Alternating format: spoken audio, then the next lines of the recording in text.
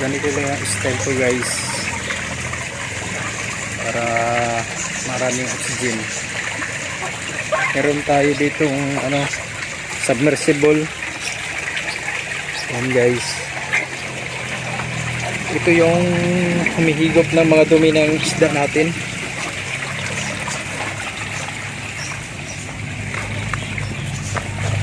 Papunta dito sa bucket. Ito yung filter. Yung nilagay ko dito, uling, tsaka net, bato.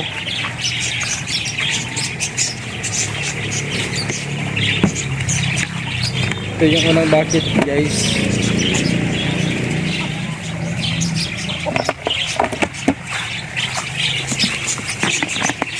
Tapos yung pangalawa, ito dadaan yung tubig. Saka dito sasalain uli. Ayan. Ganun din guys, uling at saka net. Pero ito guys, iba may balas kasi ito yung buhangin. Ayan. Para paglabas dito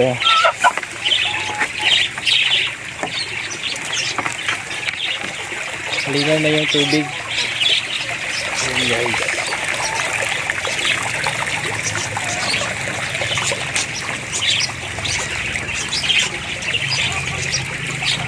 Ayan, malinaw na yung tubig guys.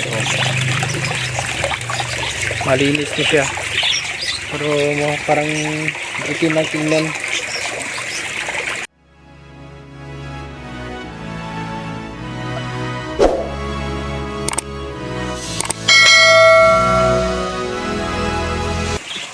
Morning guys, naglinis tayo ngayon ng bucket ng filter.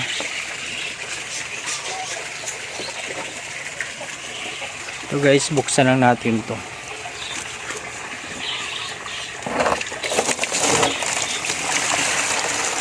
Kasama yung mga dumi dyan.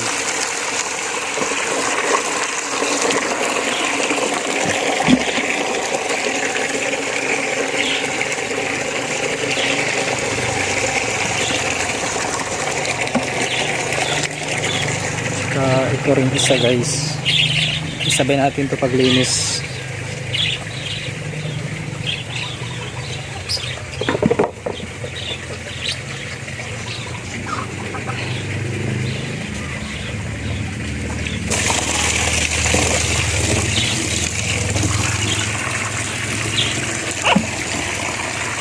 Malinaw siya guys, pero yung ilalim nito madumi na.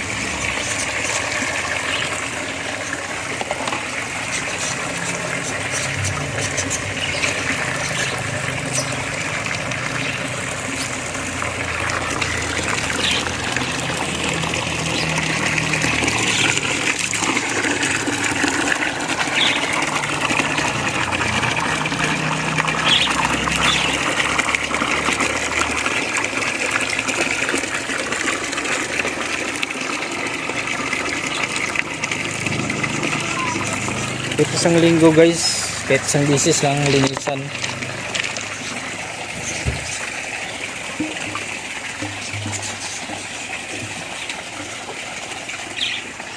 Ayan guys, dumi talaga.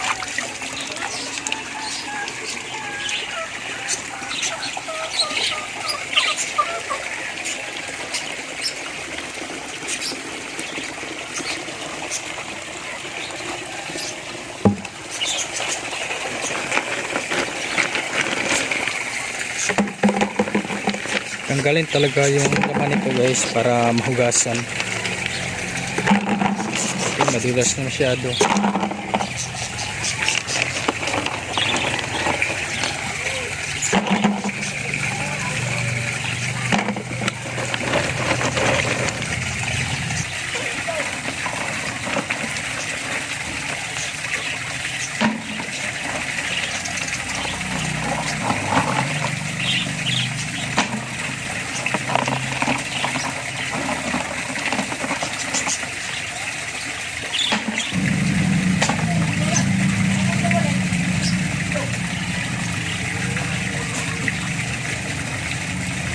Ito guys, yung mga meat.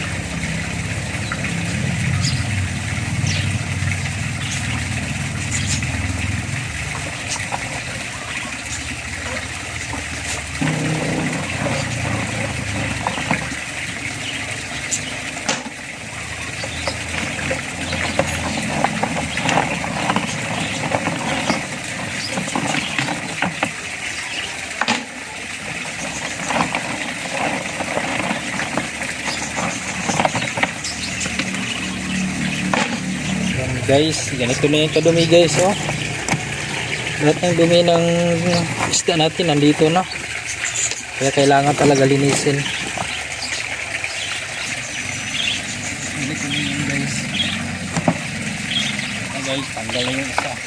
Kailangan talaga itong ibaba.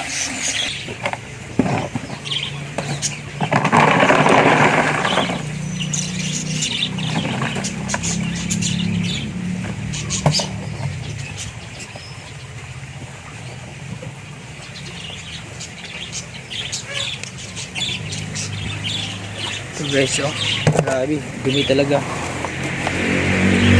Guys, nilagyan ko pa ng net para hindi mag dikit-dikit yung ano natin, uling. Ayan guys.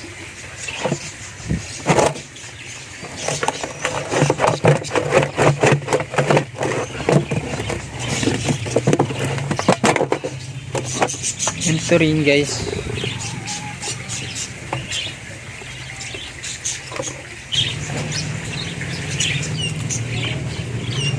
So, grabe yung dumi, oh. Ito yung mga dumi ng isda natin guys. Kasi pag walang filter, palagi ito nasa loob lang ng pan natin. Kaya mamatay yung isda natin dahil sa ammonia.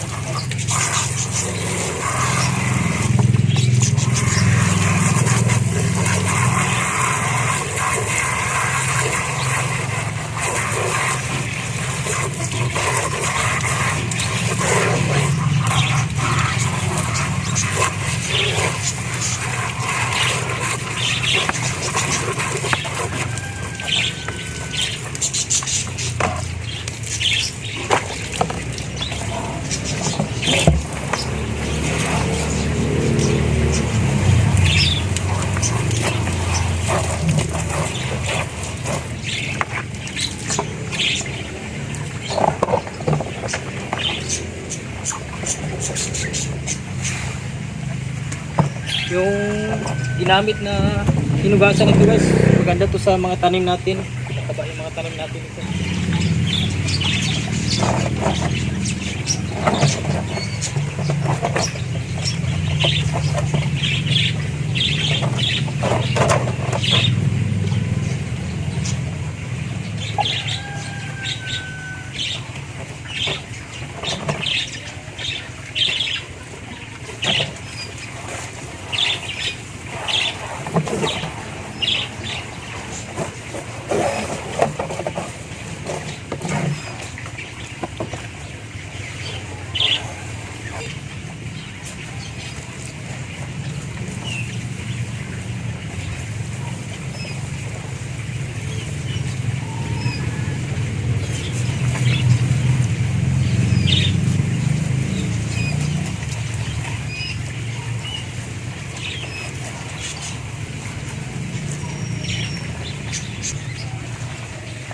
Ganito yung sit up ko guys.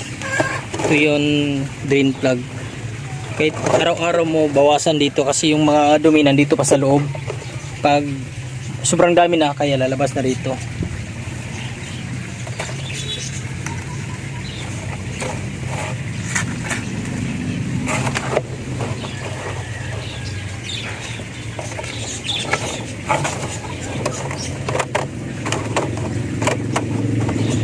Nilagyan ko ng plastic screen para hindi magdikit-dikit talaga yung ano doon sa lalim, yung dumi. Kaya yung paglabas ng tubig madali lang.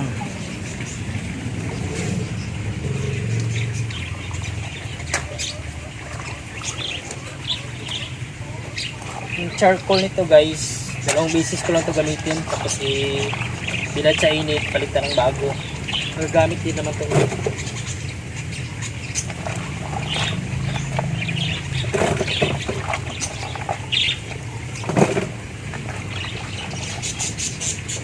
Guys, ito nakadumi guys, oh. Ito lahat ng mga dumi ng tilapia. Labahan lang to guys, saka ibalik.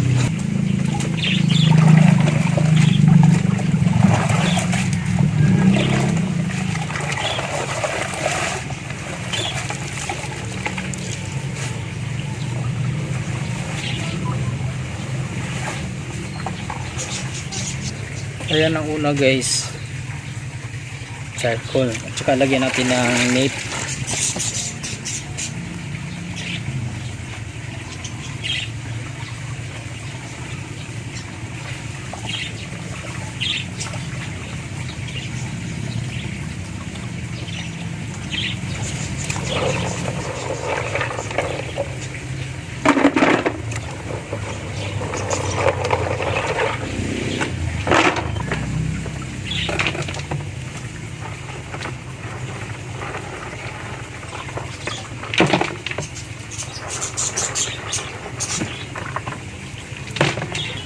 Ayan guys, bato, tsaka lagyan natin ulit ng net.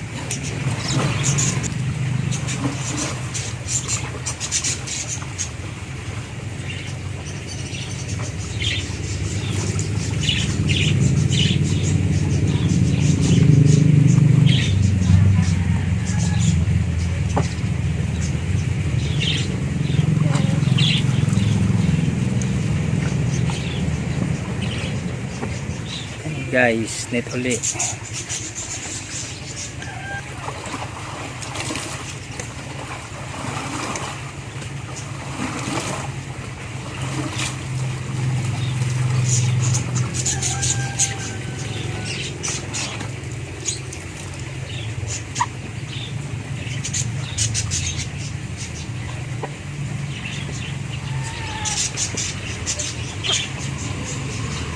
And guys, may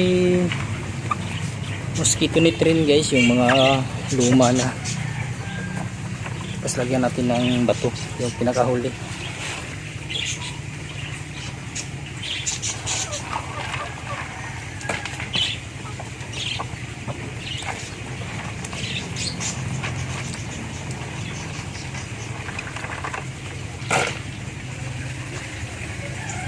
Tapos na yung isa guys.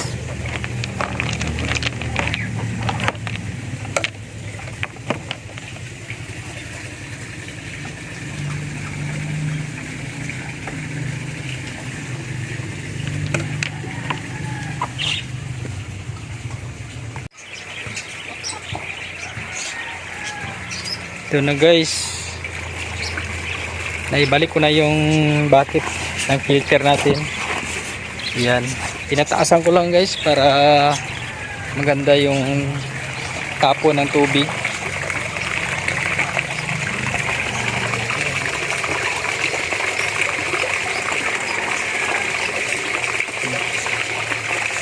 Maganda pag mataas para yung tubig mas malakas yung pagbaba.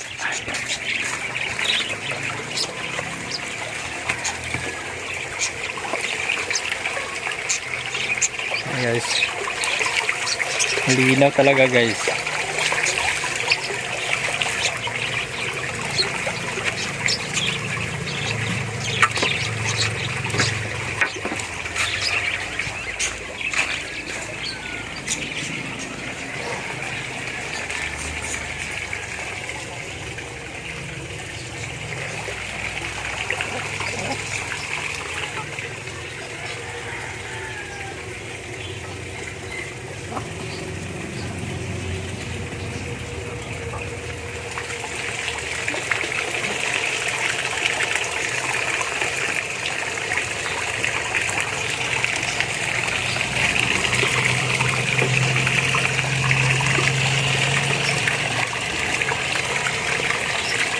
Hanggang dito na lang muna guys.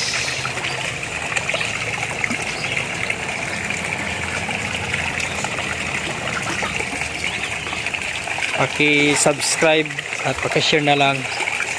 Salamat.